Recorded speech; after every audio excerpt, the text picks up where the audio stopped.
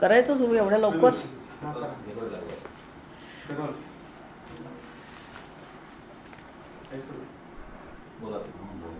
अस्वस्थ अजितदादांची कालची जी कर्जतला जे शिबिर झालं अजितदादा मित्रमंडळाचं, त्याच्यामध्ये अजितदादांची अस्वस्थता दिसून आलेली आहे. सरळ आणि स्पष्ट खरं बोलणाऱ्या अजितदादांना खोटं बोल पण रेटून बोल हे बोलता येत नाही आणि ते किती कठीण जातं हे आपण सगळ्यांना मीडियाने आपण काल दाखवून दिलेलं आहे. तर काल जे झालं ती मला असं वाटतं लोकसभा निवडणुकांच्या पूर्वीची रंगीत तालीम असावी किंवा रिहर्सल असावं असं वाटतंय. कारण भाजपचं प्रेशर आता वाढत चाललेलं आहे की अजितदादांनी ह्या सगळ्यावरती बोललं पाहिजे आणि म्हणून काल अजितदादा त्या शिबिरामध्ये जे बोलले ते भाजपच्या सांगण्यावरूनच बोललेले आहेत. कारण हे ट्रिपल इंजिन सरकार असूनसुद्धा सध्या महाराष्ट्र ज्या प्रकारे अस्वस्थ झालेला आहे, म्हणजे एकतर मराठा आरक्षण असेल किंवा भुजबळ साहेबांची विधानं असतील किंवा आपण बघितलं की हे मतभेद खूप वाढत चाललेले आहेत आणि त्याच्यानंतरच अवकाळी पाऊस, गारपीट याने अस्वस्थ झाल्यानंतरसुद्धा महाराष्ट्रात म्हणजे मुख्यमंत्री आहेत, 2 उपमुख्यमंत्री आहेत, पण शेतकऱ्यांची मदत करणं किंवा आरक्षणाचा प्रश्न सोडवणं हे सगळं इतकं जटिल बनत चाललेलं आहे की त्यातनं अजितदादांची अस्वस्थता आणखीन जाणवते आहे. आधी खोके सरकार म्हणून शिंदे सरकारला शिंद्यांच्या ग्रुपला घेण्यात आलं, त्याच्यानंतर राष्ट्रवादी काँग्रेसमधले काही लोकांना पक्षामध्ये घेण्यात आलं. हे सगळं कशासाठी? कारण पक्षाचं चिन्ह आणि पक्षाचं नाव, पक्षाचं अध्यक्षपद ह्याच्यावरतीच अजितदादांनी दावा केलेला आहे. आणि मला असं वाटतं की मला या ठिकाणी राज ठाकरेंचं उदाहरण द्यावं असं वाटतं की अजितदादांना जर खरोखरच वेगळं काही करायचं असेल तर अजितदादाने स्वतःचा पक्ष स्थापन करावा. जसा राज ठाकरेंनी मनसे हा शब्द पक्ष स्वतःचा स्थापन केला, स्वतःची पक्षाची निशाणी, स्वतःच्या पक्षाचा झेंडा, हे सगळं करून स्वतःचं कर्तृत्व सिद्ध करून दाखवलं. तसं अजितदादा अत्यंत आक्रमक आहेत, अत्यंत स्पष्ट वक्ते आहेत. मग ज्या राष्ट्रवादी काँग्रेस पक्षाचं चिन्ह, ज्या राष्ट्रवादी पक्षाचे अध्यक्ष शरद पवार साहेब आहेत, त्या पक्षावरती अशा प्रकारे ताबा घेण्याचा प्रयत्न करणं हा खरोखरच अशोभनीय आहे. आणि ही अस्वस्थता अजितदादांमध्ये आपल्याला काल बघायला मिळालेली आहे. कालच्या शिबिरातली एक नेत्यांची भाषणं बघितली तर त्याच्यातनंही आपल्याला कळतं की त्यांना प्राउंटिंग करायचा प्रयत्न मागून होत होता, पण अजितदादा म्हणत होते थांबा रे बाबा, मला बोलू द्या. तर हे सगळं जे आहे ते मला एक आठवण करून द्यायची आहे की ईडीच्या धाडी टाकल्यानंतर आणि इन्कम टॅक्सच्या धाडी आणि ईडीचे जे प्रकार झाले त्याच्यानंतर ही अस्वस्थता वाढलेली आहे. आणि अजितदादा पुढे कुठला पर्याय शिल्लक राहिला नव्हता. ज्यावेळेस देशाच्या पंतप्रधानांनी मोदी साहेबांनी मोस्ट करप्ट पार्टी म्हणून राष्ट्रवादी काँग्रेसचा उल्लेख केला आणि नंतर 2-4 दिवसातच आपल्याला हे सगळं बघायला मिळालं की अनेक लोक तिकडे गेलेले आपल्याला दिसले. त्यामुळे अजितदादा आज जे काय अस्वस्थ आहेत त्याची कारणं आम्हाला तरी निश्चितच ती वाटत आहेत. आणि अजितदादांनी कार्यकर्त्यांना संदेश द्यायचा प्रयत्न केला की विचार आणि विचारधारा जबाबदारी आपल्या खांद्यावर आहे. तर विचार सोडलेले लोक, म्हणजे ज्यांना स्वतःचा जो विचार होता तो सोडून जे तिकडे भाजपकडे गेले, कारण भाजपकडे कोणाचेही विचार चालत नाही आहेत. जे आम्ही बोलू, जो आम्ही बनवतोच कायदा आणि तसंच वागलं पाहिजे. आणि त्याच्याखाली अजितदादांची जी घुसमट होते ती आपल्याला त्यातनं दिसून आली. फक्त मला असं वाटतं या ठिकाणी त्यांनी जे पवारसाहेबांवरती जे आरोप केले की पवारसाहेबांना भाजपबरोबर जायला त्यांची संमती होती, तर मलाही सांगावंसं वाटतं की जे प्रसंग अजितदादांनी सांगितलेले त्याचे साक्षीदार आम्ही सुद्धा आहोत. फक्त अजितदादाच नव्हते की लोक माझे सांगती या पुस्तक प्रकाशनाच्या वेळेस पवारसाहेबांनी जो राजीनामा दिला त्याच्यामध्ये काहीतरी कार्यकर्त्यांना सांगून अशा प्रकारचा प्रसंग घडवून आणला असं जे अजितदादा सांगायचा प्रयत्न करतायत ते पूर्णपणे चुकीचं आहे. त्या दिवशी शरद पवार साहेबांनी जो राजीनामा दिला आणि त्यानंतर कार्यकर्त्यांच्या ज्या भावना होत्या मोठ्या मोठ्या नेत्यांच्या ज्या भावना होत्या त्या तुमच्या कॅमेऱ्यांनी टिपलेल्या आहेत आणि त्या खऱ्या होत्या. त्याच्यामध्ये जर अजितदादा सांगत असेल की हे सगळं नाटक केलेलं आहे किंवा अशा प्रकारची अस्वस्थता नव्हती किंवा हे पवारसाहेबांनी घडून आणलं, तर हा अक्षरशः खोटं बोलत आहेत अजितदादा, असं सांगावंसं वाटतंय. आणि दुसरं म्हणजे अजितदादांनी सांगितलं की म्हणजे ही जी अस्वस्थता अजितदादांची आहे ही कशामुळे आहे, तर ईडीमुळे आहे, आणखी त्यांच्यावर इन्कम टॅक्सच्या ज्या धाडी टाकल्या होत्या त्याच्यामुळे आहे. नंतर मला त्यांना एक सांगावंसं वाटतं की आपल्या मराठीमध्ये एक म्हण आहे की जा मुली जा, दिल्या घरी तू सुखी राहा.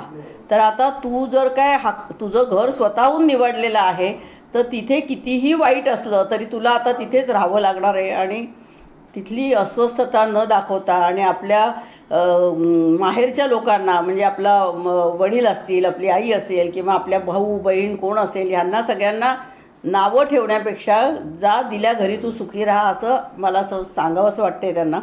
आणि त्यांनी जे काय संघर्ष यात्रेवरती जी टीका केली आहे, कालच मी रात्री 2 वाजता संघर्ष यात्रेत 3 दिवस सहभाग घेऊन आले.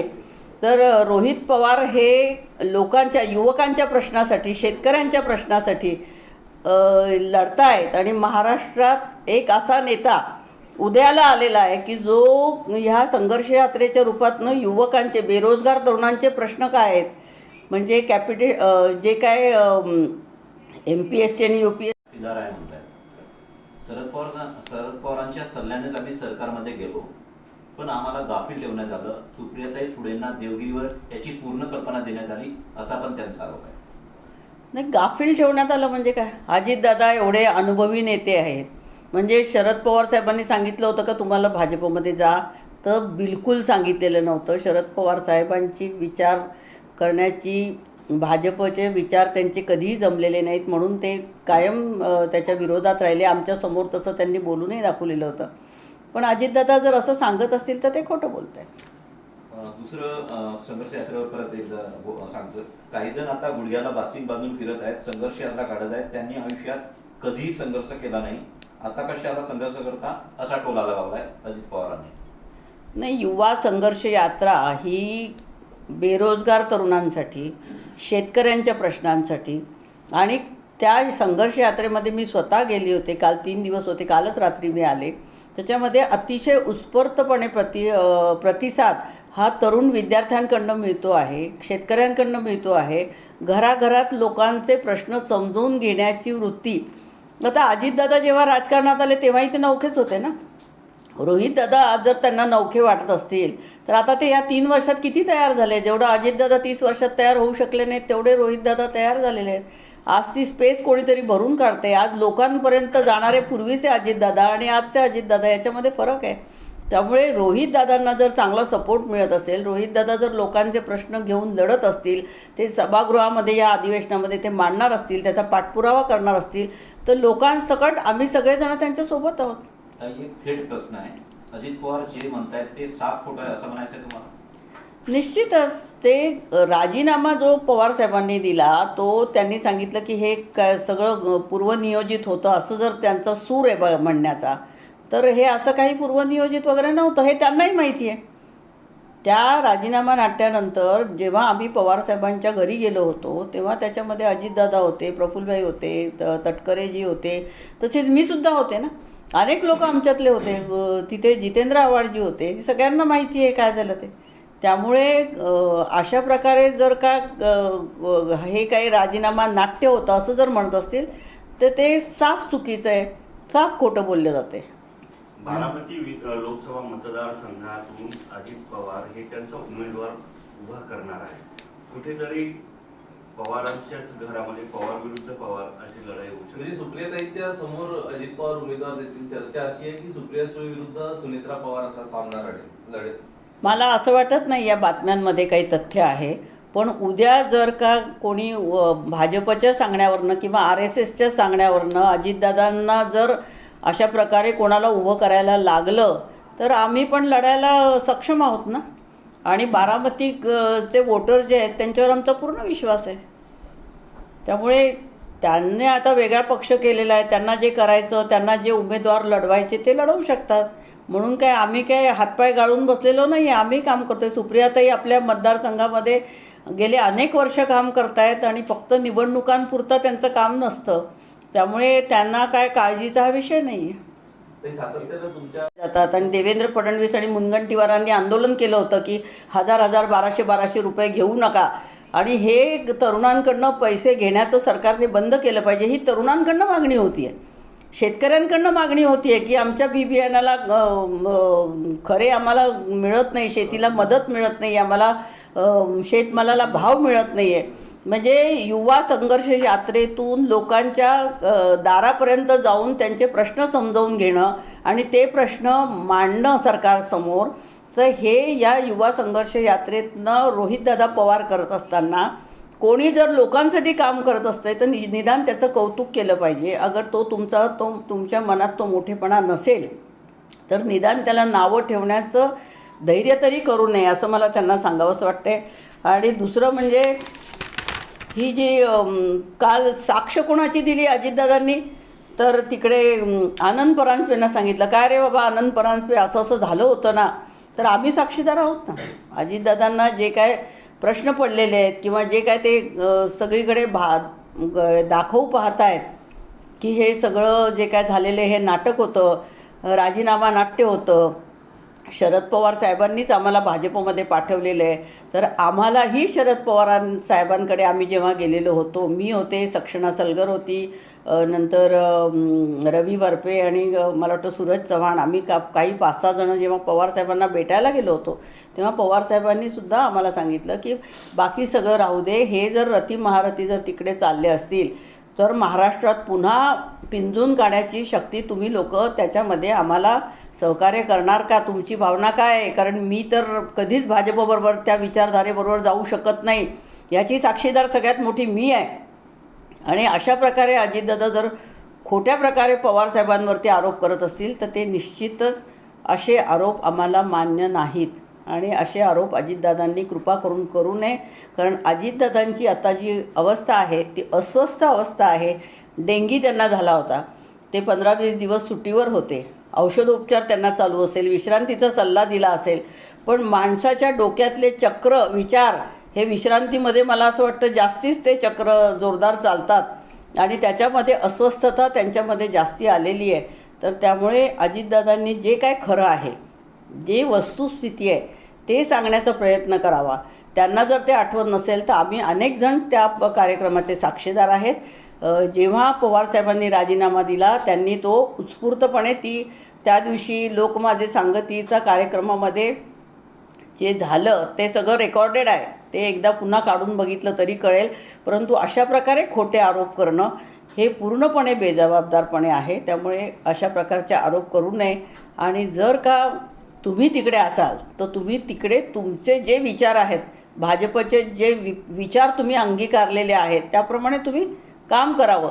परंतु राष्ट्रवादीने काय केलं, शरद पवारांनी आम्हाला सांगितलं, सुप्रियाताई सुळेंनी आम्हाला काहीतरी सांगितलं, अशा प्रकारे बोलणं हे बरोबर नाही आहे. अजितदादा तुम्हाला खोटं बोलता येत नाही, खोटं बोला, रेटून बोला असं जरी सांगत असलं भाजप तरी ते तुमच्या रक्तात नाही, त्यामुळे तुम्हाला ते जमणार नाही. आणि कृपया ते अशा प्रकारे करण्याचा प्रयत्न केला तर महाराष्ट्रातली जनता खरं तुमचं रूप जे आहे ते त्यांच्यासमोर आता यायला लागलेलं आहे. एवढंच मला त्यांना सांगायचं. विद्याताई, याला जोडून जे तुम्ही म्हणताय, एक मिनट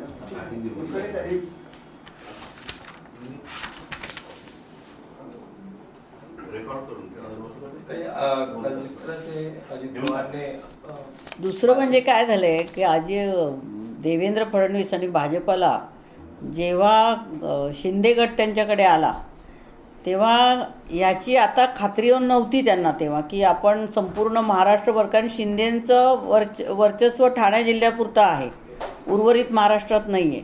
मग फडणवीसांना उर्वरित महाराष्ट्रातला कोणीतरी भक्कम नेता पाहिजे म्हणून त्यांनी अजितदादाला तिकडे वळवून घेतलं. आणि आता बघितलं तर विदर्भात तसं फारशी ताकद नाही आहे.